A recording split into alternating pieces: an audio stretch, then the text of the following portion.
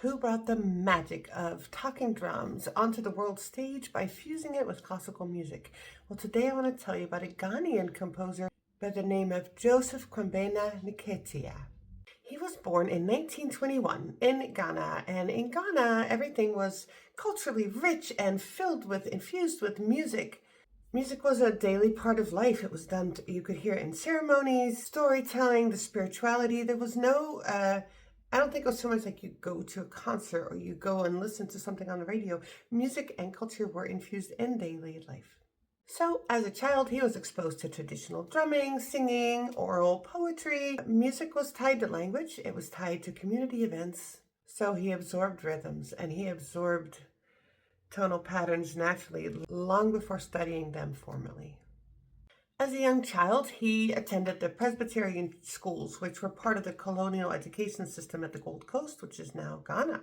And while there, he was studying, regular academics, but also music. And he was exposed to Western music, to church hymns, and to all this. So now he, as a young age, is absorbing all the traditional rhythms, all the traditional tones of the traditional Ghanaian music. And then at school, he is very exposed to the church music, to Western classical music, and he takes all of that in. After that education, he goes to the University of Ghana and he studies linguistics and English, not music. But actually, this helped him so much later on. It deepened his understanding of language structures, and it helped him analyze how tone and rhythms are in music, how they affect music, and how they interact with African music. And then much later, he went overseas and he studied in London. And there he studied musicology and ethnomusicology. It's really the first time he is encountering the way Westerns are looking at music and studying music, approaching music, not just absorbing it as a student in grade school. This is a very different way. And so he takes those scholarly methods and he starts approaching African music that way. And he starts studying African music and dissecting it completely. I'm spending a lot of time in this education, but it's because it was such an important foundation for everything else he did. So we have this traditional African part of his education where he's really following oral traditions and tonal language and really introduced to community music. And then we have this Western education where he's really understanding written theory and linguistics and academic analysis because he's going to combine both of these. This man was brilliant. So, observing music within Africa, within his own country, he noticed that music is tied in everyday life. They use music in childbirth, they use music in their work, in their religion, in their politics.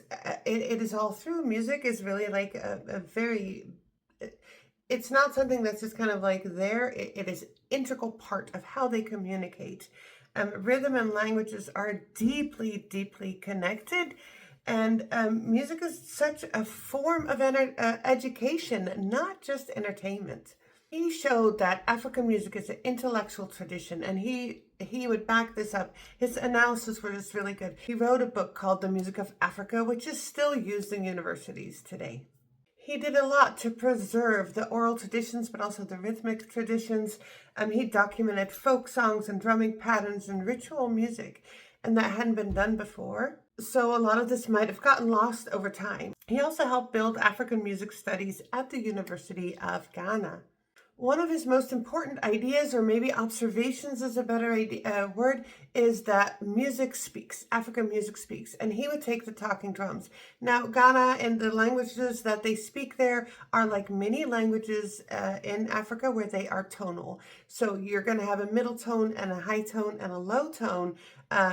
And they have different meanings. So if I'm going to say mba mba, it's going to be a completely different word than mba mba. Even though if I'm writing it out in Western letters, it's going to look the same.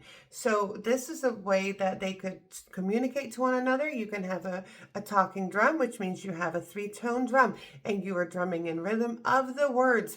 And then a village later further down can hear the talking drum, and then they drum it, and then the next village.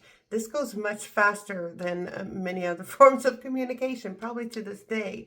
And he was taking this concept of the talking drum, of the tonal rhythms and tonal languages, and he started working with that by writing it out musically. He loved his own culture so much and was so amazed the more he was studying their own music, which hadn't been really studied before. He was so impressed and had such a deep appreciation for what had just naturally always occurred. And he started lecturing worldwide. He influenced scholars, but also composers, and he truly helped legitimize African music on the world stage. Now, although he is best known as an ethnomusicologist, and for good reason, he was also a prolific composer, and his music is seen as African art music. He seamlessly blends this traditional African music with the Western composition techniques, the notation, the harmony, and the form. In no way was he trying to imitate the Western music. He was trying to create a new modern African voice that could be performed and listened to and appreciated by anyone worldwide. In his music, he uses African rhythms, definitely this tonal language influence, also call and response, a lot of what we would say integration of percussion, and it was often heavily choral focused. Not all of it is choral, but a lot of it is because it's about storytelling. Besides choral works, he would write for traditional Western instruments as well, but he also wrote for percussion groups with like all these great African rhythms blending, but he also would write for groups that would be a mixture of Western instruments and African instruments.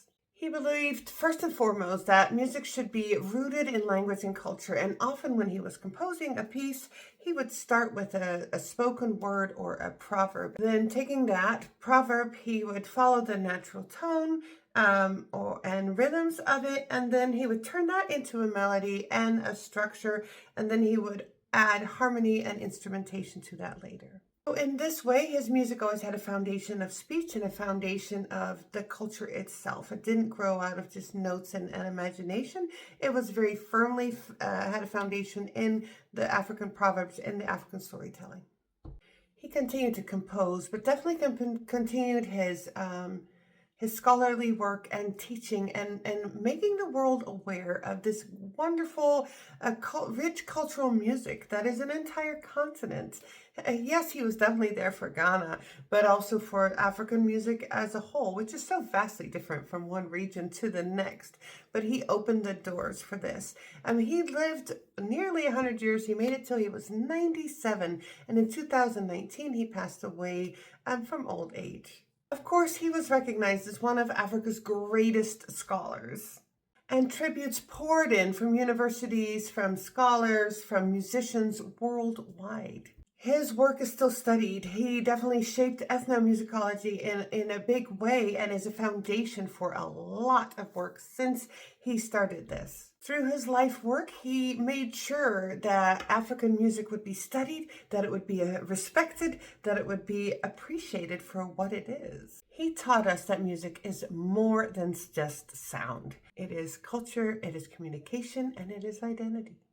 Go and listen to Something by Joseph Kwabena Nketia.